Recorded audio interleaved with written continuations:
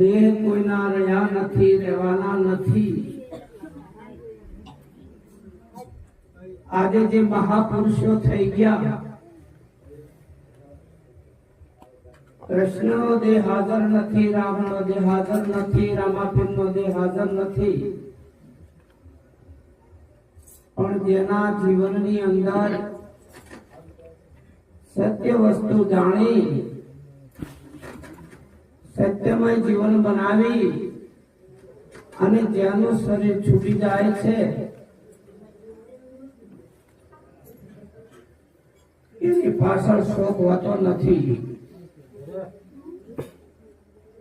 શોક કોનો હોય?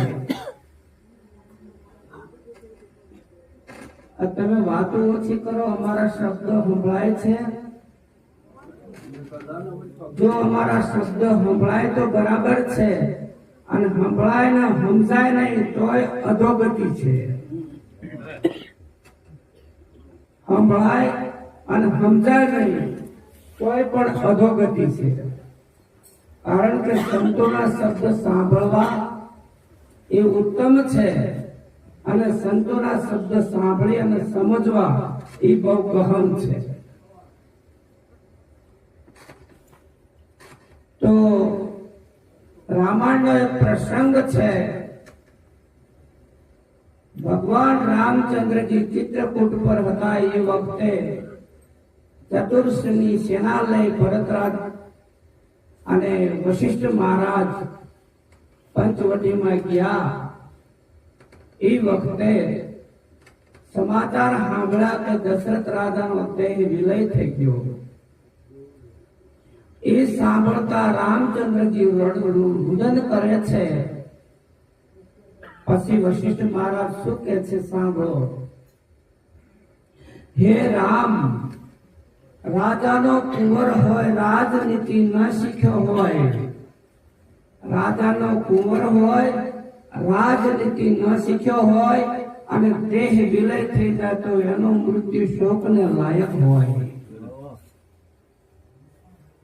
મનુષ્ય દેહ મળ્યો અને આત્માના ઓળખ્યા વિના જેનું દેહ વિલય થઈ જાય તો એનું મૃત્યુ શોકને લાયક હોય. ભગવાનનું નામ સ્મરણ કર્યા વિના દેહ છૂટી જાય તો એનું મૃત્યુ શોકને લાયક હોય. હે રામ, શોક કરોમાં દશરથ રાજાએ દેહ છોડ્યા કરી 3 વખત હે રામ, હે રામ, હે રામ કરીને દેહ છોડ્યો છે. એટલે આનું મૃત્યુ શોકને લાયક ના હોય. એમ પરમ પૂજ્ય મોહનરામ મહારાજ નો દેહ સદગુરુ શ્રી તુલસીરામ મહારાજ મળ્યા. એમના ગુરુ ખોડદાસ મહારાજ, જે અમારા પણ એક ગુરુ છે ખોડદાસ મહારાજ. આ મહાપુરુષોએ સત્ય વસ્તુ જાણી છે, જેને આત્માને ઓળખાણ કરી છે, જેને બ્રહ્મને જાણ્યો છે. એવા મહાપુરુષ જ્યારે દેહ વિલય કરે છે તો એનું મૃત્યુ શોકને લાયક ના હોય. એટલે ખરેખર જીવન મળ્યું છે તો જીવનની અંદર મનુષ્યનો દેહ જ ઉત્તમ દેહ છે. આ દેહ કરી અને પરમાત્માના પદને પામવાનો યોગ છે. બીજા એકેય દેહમાં હરિભજન કીર્તન કઈ થાય એવું નથી. ધોળા દિવસ દેવ જેવો દેહ હોય તો મનુષ્યનો દેહ છે. દિવસનો કે છે ભૂલો પડેલો, ઘર ગોતતો દિવસનો ભૂલો પડેલો ક્યારેય પછી એને ઘર જડતું નથી. દિવસ પછી રાત આવે છે, અને રાતનો ભૂલો પડેલો ખરેખર દિવસ ઉગતા એને ઘર જડે છે. તો મનુષ્યનો દેહ એ દિવસ જેવો છે. આ દેહ જો આત્માને નહીં ઓળખાણ કરો તો પાછળના દેહ બધા રાત જેવા છે. કે છે ને દિવસનો ભૂલો પડેલો આગળ ઘર નહીં જડે રાત આવે છે, તો આ મનુષ્યનો દેહ ઉત્તમ દેહ છે. જો આમાં આત્માની ઓળખાણ નહીં થાય તો પાછળના દેહ અમારા પોસારામ મહારાજ અવારનવાર બોલે છે કે રાડા ખાવાનો વારો ન આવે. સમજી જાઓ શું કહેવા માંગે છે. રાડા કોણ ખાય? પશુ. પાછળના દેહ બધા એવા છે. એટલે જે મહાપુરુષોએ મનુષ્યનો દેહ મળ્યો છે અને એ મહાપુરુષોએ દેહની કિંમત કરી છે, એને આત્માની ઓળખાણ કરી છે, અને કદાચ દેહ છૂટી જાય તો એનો સુખ હોતો નથી. તો વિચારો આપણી આગળ આવતી રહી આ વસ્તુ કે ખરેખર આપણને મનુષ્યનો દેહ મળ્યો છે. દેવતાઓ યાચના કરે છે કે મને મનુષ્યનો દેહ આપો તો હું તમારા પદને પામું. આપણને મળી ગયો છે તો આપણે એની કોઈ કિંમત કરતા નથી. ખરેખર સત્ય વસ્તુ શું છે? અસત્ય વસ્તુ શું છે? સત્ય વસ્તુ હોય તો હરિ સત્ય છે. હરિનું નામ સત્ય છે. અસત્ય વસ્તુ હોય તો હરિની બધી માયા અસત્ય છે, જે આજે છે અને કાલ રહેવા વાળી નથી. વિચારો આપણે શેની અંદર મોહિત થયા છીએ? હરિ ઉપર મોહિત થયા છીએ કે હરિની માયા તરફ મોહિત થયા છીએ? જો હરિની ઉપર મોહિત થયા હોય તો હરિ પ્રગટ થશે થશે થશે, અને માયા ઉપર જો મોહિત થયા હોય તો માયા પ્રગટ થશે થશે ને થશે. તો માયા સુખ આપવા વાળી નથી, ક્ષણિક સુખ છે. વિષયોના સુખ છે ક્ષણિક છે, અને પરમાત્માનું સુખ છે અખંડ સુખ છે. તો મનુષ્ય દેહનો લક્ષ્ય એક જ છે કે આત્માને જાણો. મીરાએ કહે છે આત્માને ઓળખ્યા વિના આ 184 નહીં મટે, બ્રહ્મણાને ભાંગ્યા વિના ભવના ફેરા નહીં મટે. આત્માને ઓળખો. તો આ બધાય ઘટની અંદર આત્મા વિલસી રહેલું છે. આ પદને જાણવા માટે, આ તત્વને જાણવા માટે મહાપુરુષોએ ગુરુની જરૂર પડી છે. જે મહાપુરુષો સીધા છે એ ગુરુના સાનિધ્યમાં જઈને સીધા છે. રામદેવજી મહારાજ સીધા તો ગુરુ બાળવા બાળીનાથના ચરણે ગયા છે. રામ સીધા વશિષ્ઠ મહારાજના ચરણે ગયા છે. કૃષ્ણ સીધા દુર્વાસા ઋષિના ચરણે ગયા છે. ગુરુ બિન ભવ નિધિ તરહીન કોઈ ચાહે વિરંતી શંકર સમ હોય. ગુરુ વિના ભવસાગર તરી શકાય એવું નથી. તો સંતોનો મત છે કે ખરેખર ગુરુ વિના આ ભવસાગર તરી શકાય એવું નથી. પુનરતિ જનનમ પૂર્ણતિ મરણમ પૂર્ણતિ જનની જઠરા શયનમ. વારંવાર જન્મવું, વારંવાર મરવું, વારંવાર માના ગર્ભે અવતાર લેવો એ કરતા ઉત્તમ ઘડી આવી છે. ઉત્તમ ઘડી આવી છે. કોક સાચા સંતોના ચરણે જઈ અને સત્ય વસ્તુ જાણી લો. સત્ય વસ્તુ શું છે? ત્રણ કાળમાં આબાદ છે. આ શરીર નતું ત્યારે હતું. શરીર છે તોય છે, અને શરીર ન રહે તોય રહેવાનું એ સત્ય છે.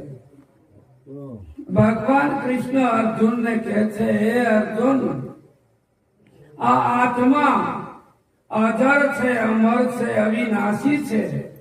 આને શસ્ત્ર છેદી શકતું નથી, આને પવન સૂકવી શકતું નથી, અને આને પાણી ભીંજવી શકતું નથી. હે અર્જુન, આ સ્વરૂપ મારું છે. શું કીધું? આ સ્વરૂપ મારું છે. વિચારો એ શું બોલ્યા છે અને આપણે શું કરીએ છીએ?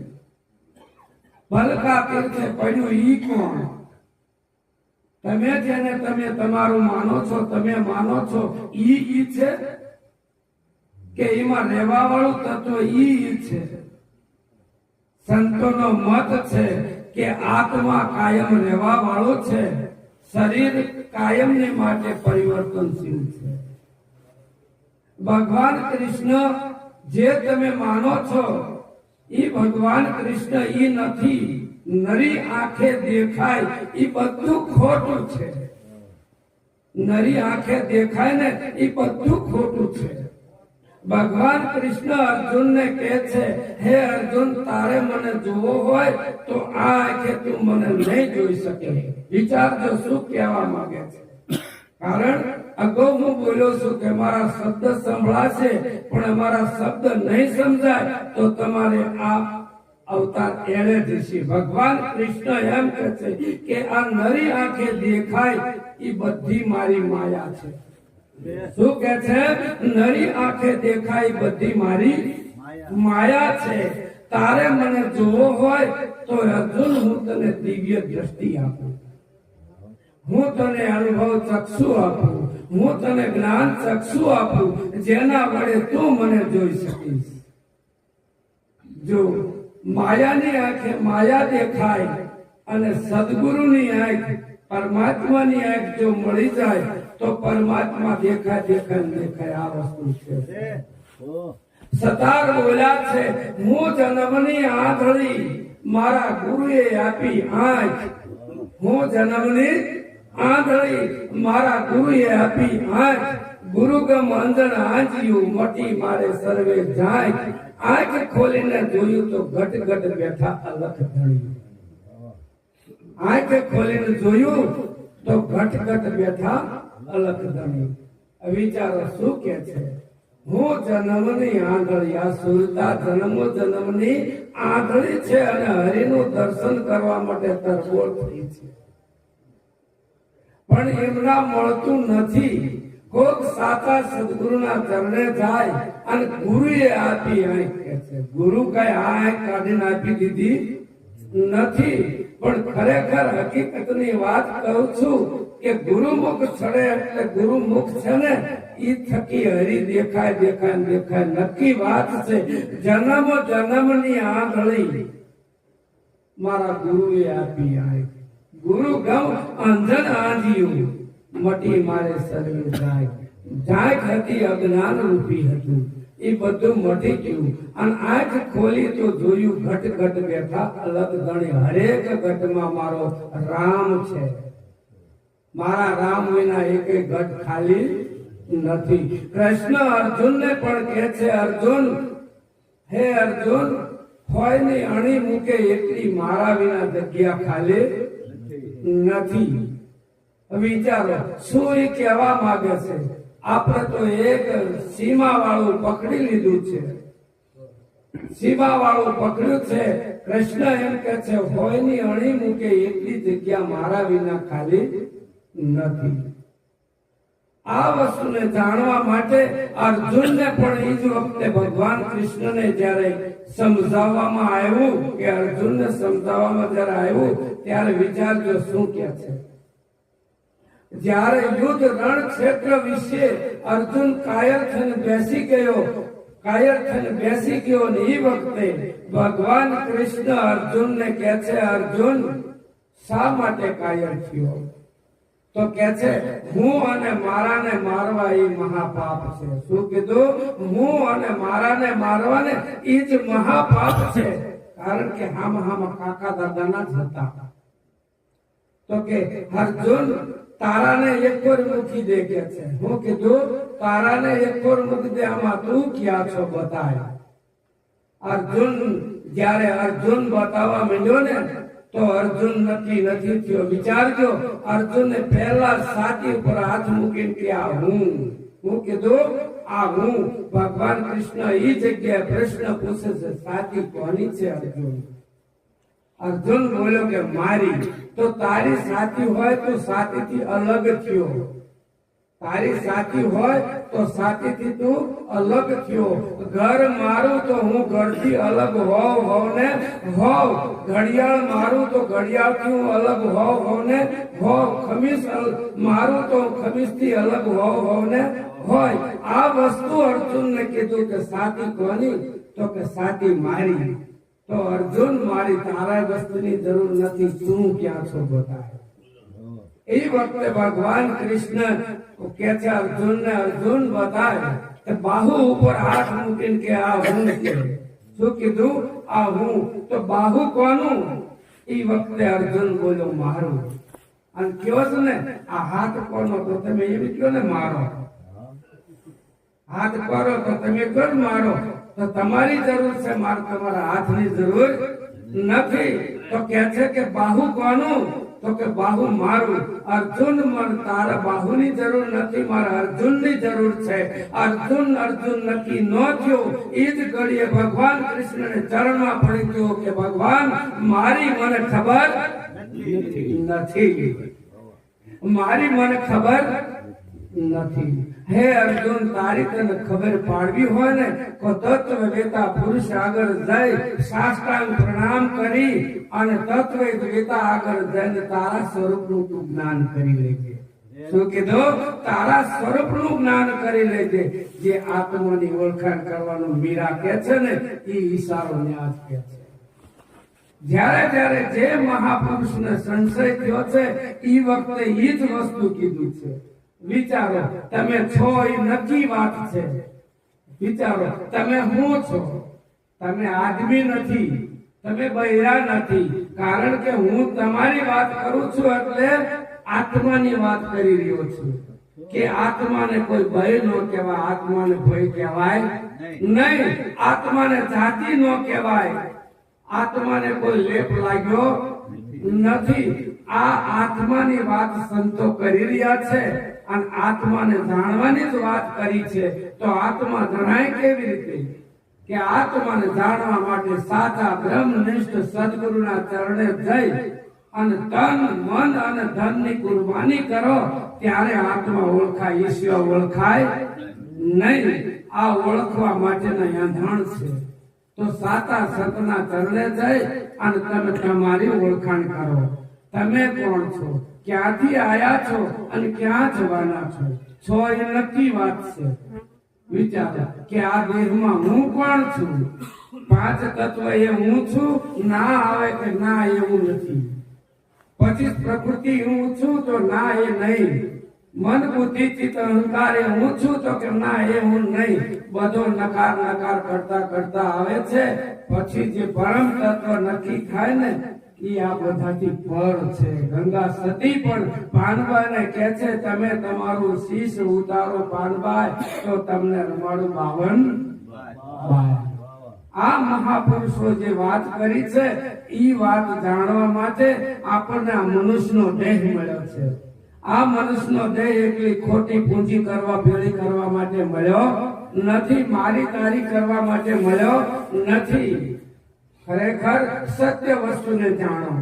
ભગવાન કૃષ્ણ 13મા અધ્યાયમાં પણ કહે છે હે અર્જુન, એક ક્ષેત્ર છે અને એક ક્ષેત્રજ્ઞ છે. ક્ષેત્ર એટલે શરીર, ક્ષેત્ર એટલે શરીર અને શરીરમાં રહેવા વાળો એક ક્ષેત્રજ્ઞ છે. શરીરને જાણવા વાળો એક ક્ષેત્રજ્ઞ છે. અને હે અર્જુન, આને તું જાણી લે. જે મહાપુરુષોએ મજા છે એ ખરેખર આને જાણવા માટે બેઠા છે. આના માટે જે કરવું પડ્યું છે એ કર્યું છે. તો શું કર્યું છે? ગુરુને તન મન ધન આપી દીધું છે. બીજું કશું કર્યું નથી. કારણ કે ભગવાન કૃષ્ણ અર્જુનને પણ કહે છે જપથી તપથી હોમથી હવનથી વ્રતથી કોઈ રીતે મળવા સમર્થ નથી. કારણ વિચારો કેવી રીતે? શરીર બન્યા પહેલાના છો. આ આત્મા શરીર વિના પહેલાનો છે. શરીર તો પછી બન્યું છે. મન બુદ્ધિ ચિત્ત અહંકાર તો પછી આવ્યું છે. તો આને ગમે એટલું ધંધે લગાડો તો એ પામી શકે નહીં.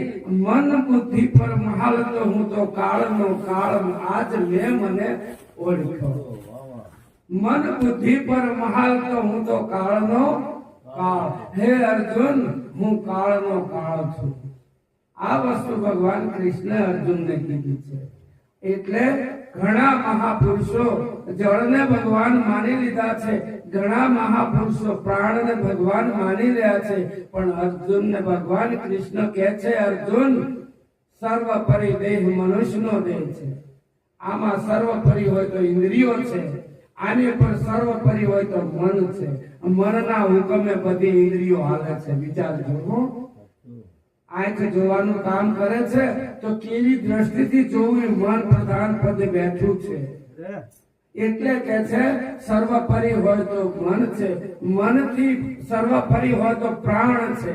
આ પ્રાણ હાલે છે ને એટલે આ બધાની કિંમત છે, નકર આની કોઈ કિંમત નહીં. એક દિન સમય મોહન બાપાનું પ્રાણ છૂટ્યો પછી એના દેહની કોઈ કિંમત રહી નહીં. એટલે આ પ્રાણ હાલે છે એટલે આની કિંમત છે. હે અર્જુન, પ્રાણનો હું પ્રાણ છું. જેના થકી આ પ્રાણ હાલે છે, આ પ્રાણ બધાનો હંકારવા વાળો છે, એ પરમ તત્વ પરમાત્મા છે. ઈ તું મને જાણ એમ કે છે. હે અર્જુન, હું પ્રાણનો પ્રાણ છું. એટલે પ્રાણના પ્રાણને જાણવા માટે સદગુરુ મહારાજનો યોગ જોઈએ. જો તમે નહીં જાણો તો શરીર છૂટી જવાનું, પાછું જન્મ મરણના ચક્કરમાં આવવાનું નક્કી વાત છે. મહાપુરુષો એ માટે કહે છે કે સાચા સંતના ચરણે જઈ અને તમે તમને ઓળખી લેજો, બીજું કશું કરશો નહીં. જે ઘડીએ તમે તમને ઓળખી લેજો એ ઘડીએ બધા આખા વિશ્વના દેવતાઓ એમાં હમાયેલા છે. એટલે પોતાને ઓળખવું એ મહાન છે, કારણ કે તમે નાના એવા તો નથી. एक संत बोला छे, कितना है लंबा, कितना है चौड़ा, कितना है ब्रह्म का अनुमाना, इस साहेब का भेद बताओ पछे तो धरो पूरा जाना. आपથી ઊંચા કેવડો છો? હું જ્યાં પોતાનું સ્વરૂપ નક્કી થયો ને તો આપથી ઊંચો છું. પૃથ્વીથી પહોળો છો, હરદમ હે અપ્રમ પારા. આ વધે ઘટે નહીં, રહે બરાબર કાયમ હે કીર્તારા. આ તત્વને જાણવા માટે ખરેખર મહાપુરુષ બોલ્યા છે. આપણે એવા ડબુડા જેવા નથી. સદગુરુ મહારાજની આવે